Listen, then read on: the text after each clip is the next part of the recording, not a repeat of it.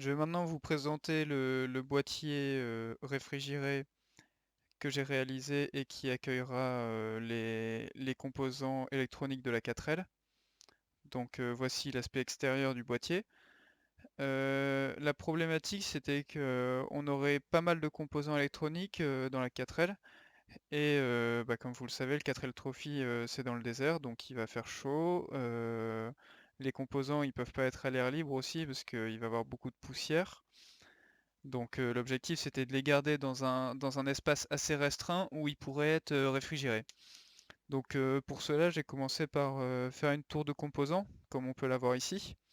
Donc les composants sont agencés sur 3 étages. Donc on a dans un premier temps le premier étage où il y a la carte Raspberry principale, la boussole et l'Arduino. Puis au-dessus, on a les cartes Raspberry Pi 0 qui accueilleront les caméras et la Nano qui sera là pour les capteurs de distance. Et après ça, on a toutes les cartes des capteurs de distance. Si des composants viennent se rajouter par la suite, on pourra facilement rajouter un étage de composants et adapter les tailles du boîtier.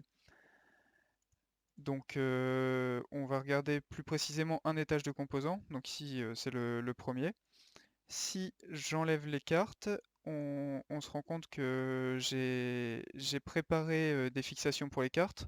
Donc chaque carte a des fixations qui accueillera des vis.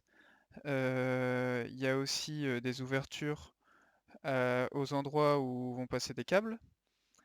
Et il y a aussi des trous qui permettront de faire passer l'air dans le boîtier et aussi qui nous permettront de mettre des petits colliers de serrage en plastique pour que les câbles soient bien organisés à l'intérieur.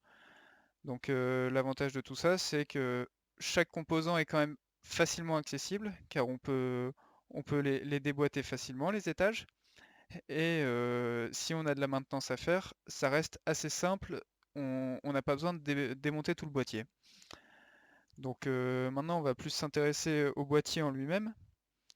Le boîtier en lui-même, donc on peut voir si on enlève le couvercle qu'il y a la tour de composants qui est à l'intérieur. Donc pour refroidir cette tour de composants, on a le système de refroidissement qui est juste ici. Donc ce système, il est basé sur des modules Peltier. Hop, donc les modules Peltier que voici. Le fonctionnement du module Peltier, c'est assez simple en fait. Il sera relié sur du 12 volts. Et d'un côté, il va chauffer, et de l'autre, il va refroidir. Donc l'objectif ici, ça serait que le côté qui chauffe soit à l'extérieur et soit refroidi, et que le côté froid soit à l'intérieur, et donc qu'on puisse diffuser de l'air frais. Pour que ça soit optimal, j'ai mis 2 modules Peltier qui seront refroidis à l'extérieur par le bloc de refroidissement qu'on peut voir ici. Donc en fait, ce bloc de refroidissement, il y a de l'eau qui va circuler à l'intérieur et il sera en contact avec les modules Peltier pour pouvoir les refroidir. Et ce bloc de refroidissement sera relié par des tuyaux en plastique à un radiateur sur lequel on aura des ventilateurs et une pompe pour faire circuler l'eau fraîche. Et maintenant, on va regarder à l'intérieur. Donc, à l'intérieur, on aura un dissipateur thermique qui sera lui aussi en contact avec les modules. Et au-dessus de ça, on aura un ventilateur. Donc, l'objectif, c'est de faire partir l'air frais le plus vite possible, car le module Peltier, en fait, il a une différence de température entre ces deux faces. Donc quand on l'alimente, il aura une différence de température maximale. Dans notre cas, ça sera 70 degrés. Donc plus l'air froid sera évacué vite, plus il pourra refroidir. Donc c'est pour ça que j'ai mis un ventilateur ici, pour qu'il puisse vite être dissipé. Donc ici, on voit l'étage de composants qui est juste au-dessus. Et si on remet la première couche, on a le boîtier qui vient autour.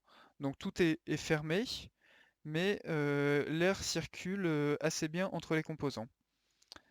Maintenant, on va s'intéresser au boîtier en lui-même.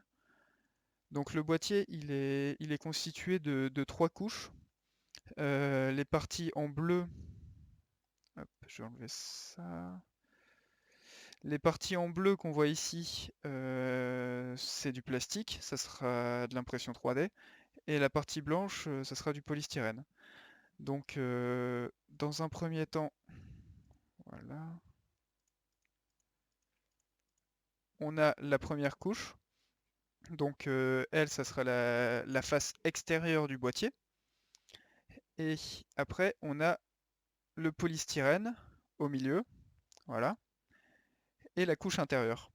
Je me suis inspiré des thermos ou des glacières. Et en fait, le principe, c'est d'avoir deux faces qui peuvent conduire la chaleur ou le froid, mais entre deux, mettre un matériau isolant, ici le polystyrène, qui va nous permettre de maintenir le froid à l'intérieur et de l'isoler de l'extérieur qui est plus chaud. Là-dessus, il y a le couvercle qui vient. Donc le couvercle, c'est le même principe, hein, voilà, il y a du polystyrène à l'intérieur et il permet que le boîtier soit complètement fermé et isolé de l'extérieur. Donc l'air froid sera maintenu à l'intérieur avec les composants, ce qui permettra de les refroidir dès que le moteur sera allumé ou même l'alimenter même quand le moteur sera éteint.